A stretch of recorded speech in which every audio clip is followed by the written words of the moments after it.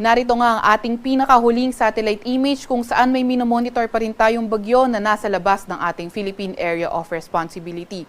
Ito ay si Super Typhoon Bavi. Kanina nga alas 3 ng madaling araw, huli itong namataan sa layong 2,010 kilometers silangan ng Central Luzon. Ito ay nagtataglay ng lakas na hangin na 195 kilometers per hour malapit sa sentro at bugso na aabot sa 240 kilometers per hour. Kumikilos sa direksyong Kanluran, Hilaga Kanluran sa bilis na 30 kilometers per hour. Ito ngang bagyong ito ay posible na pumasok ng ating Philippine Area of Responsibility tonight o hindi kaya bukas ng early morning. Sa mga susunod na slide, ipapakita nga natin yung kanyang track.